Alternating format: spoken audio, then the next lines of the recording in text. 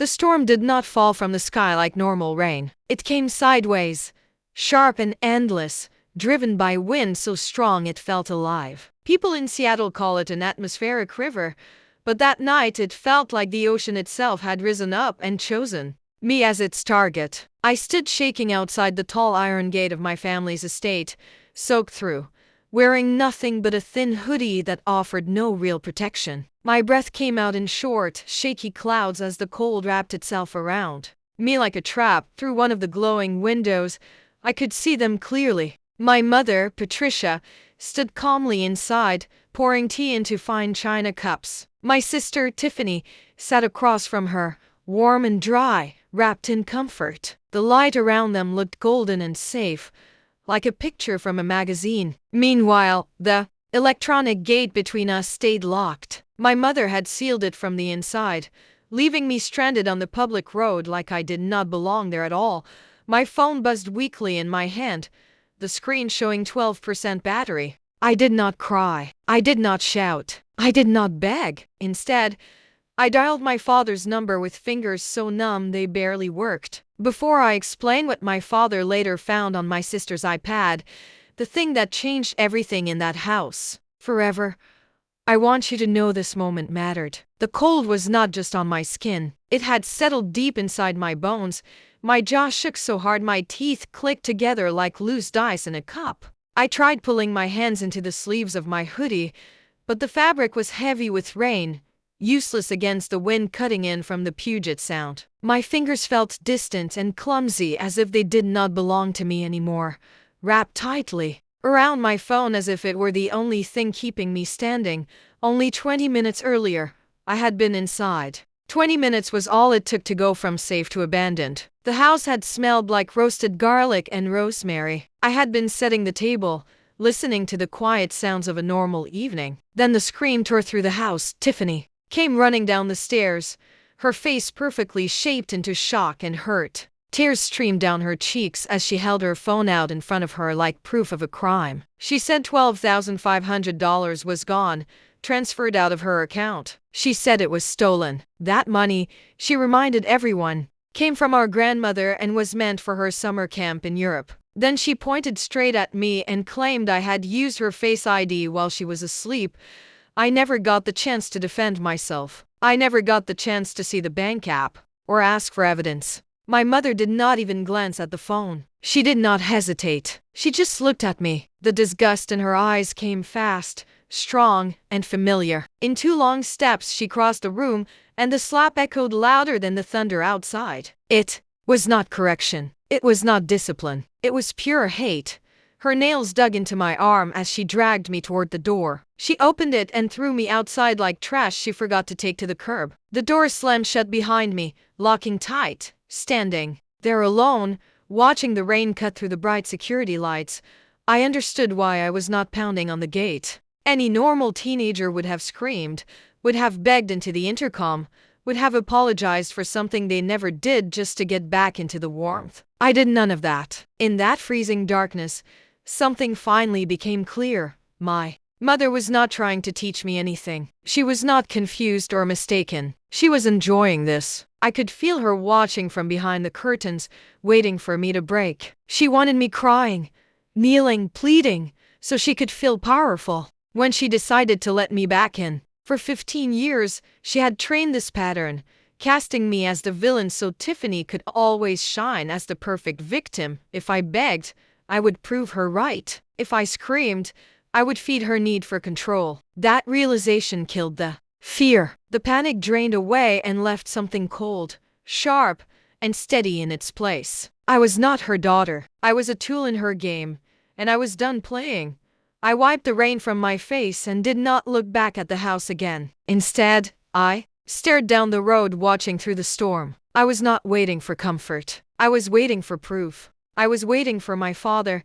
Then I saw the headlights, 2 white beams cut through the rain like knives. My father's SUV did not slow as it approached the estate. He knew the gate code. He had the remote. He used neither. He saw me standing there, soaked and shaking, locked out behind iron bars, and he made his choice. The engine roared as he swerved hard to the right, jumping the curb. The tires tore through the perfect grass my mother guarded so carefully. There was a loud, crushing sound as the SUV smashed straight through her prized hydrangea bushes, flattening them completely and bypassing the locked gate. He did not stop.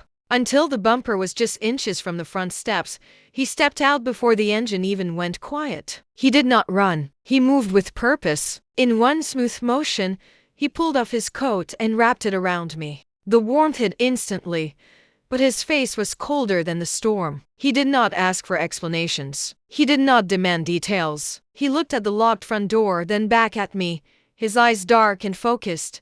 He told me to stay behind him. He climbed the steps and did not reach for his key. He kicked the door just below the lock. The solid wood cracked like a gunshot and flew open, slamming into the wall inside.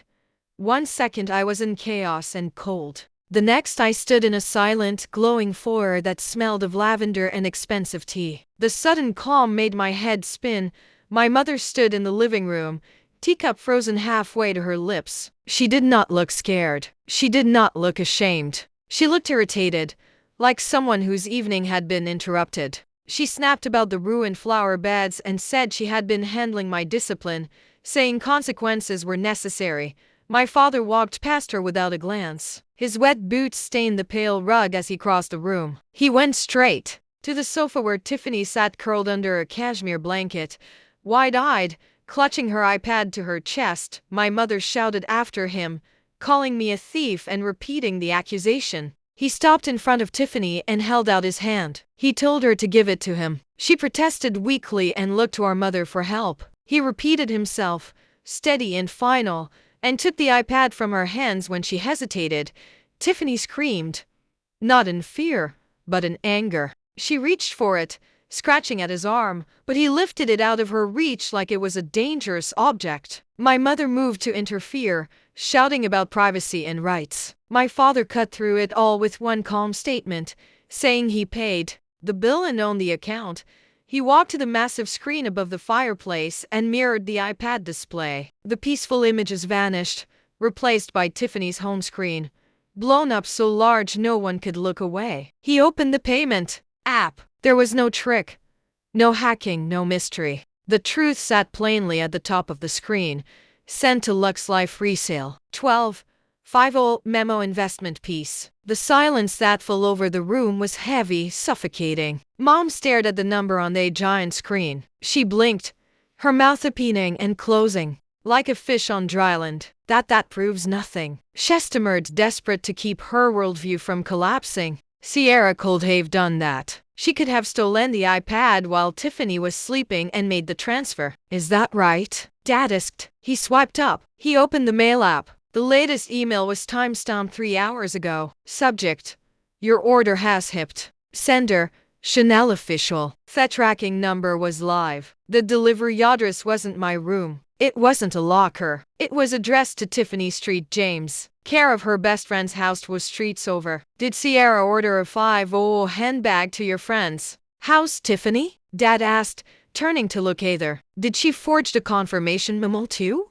Tiffany was shaking her head, tears streaming down her face. But they weren't the cute, sympathetic tears used on Mom. These were the ugly, splotchy tears of a cornered animal. I needed it, she sobbed. Everyone has one. You don't understand the pressure. But that's not the worst part, Dad said. Hugh isn't done. He swiped again. He opened other messages. He didn't have to scroll far. The group chat pinned at the top was active. The last message had been sent 5 minutes ago. Right while I was freezing at the gate, right while Mom was pouring tea on the screen in high definition, everyone read Tiffany's words. OMG. You guys. It actually worked. The loser is literally freezing outside the gate right now. Mom is steadily buying it. She's pouring me tea. I'm a genius. Bye-bye, Sierra. At a chatto, the message was a photo. A blurry zoomed-in picture taken from the living room window. A picture of me standing in the rain shaking. The golden-killed narrative didn't just crack. It shattered into a million irreparable pieces. Dad stared at the message, reading it once, twice, 3 times. Then he slowly turned to look at Mom. You said you were protecting the family, he whispered. Look at that screen, Patricia. Look at what you were protecting. She's 16, Robert.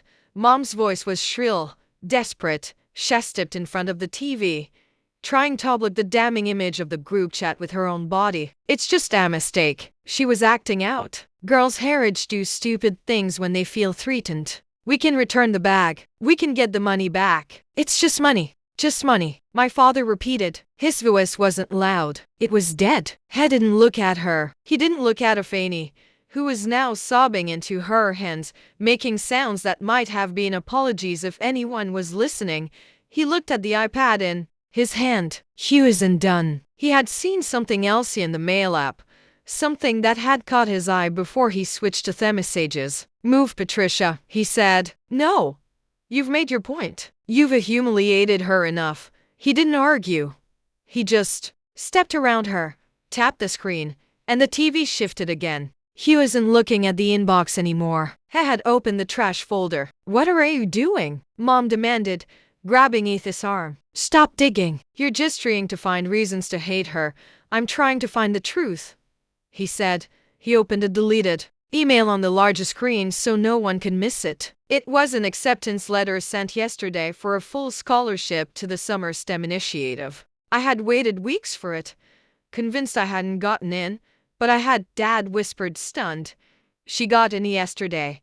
Then we saw the reply sent 20 minutes later from my account while I was at practice. It declined the offer and was immediately deleted. The silence shifted. This wasn't theft. It was sabotage. Dad turned to Tiffany, his voice breaking. You didn't just steal from her. You found her acceptance, declined it, and erased it so she'd never know. She froze. Mom had no defense this time. I stepped forward, no longer cold. You didn't want the money. You wanted to destroy my way out because you're afraid I might actually be better than you. For the first time, Mom didn't protect her. Then her expression hardened into entitlement. She stood, smiled thinly, and ordered us out of her house. Dad didn't argue. He called the sheriff. When Sheriff Miller arrived, Dad handed him a legal document. The house was held in trust. For me, Mom's right to live there depended on keeping safe. By locking me out in the storm, she violated the trust and evicted herself. The ruling was immediate. 10 minutes to leave.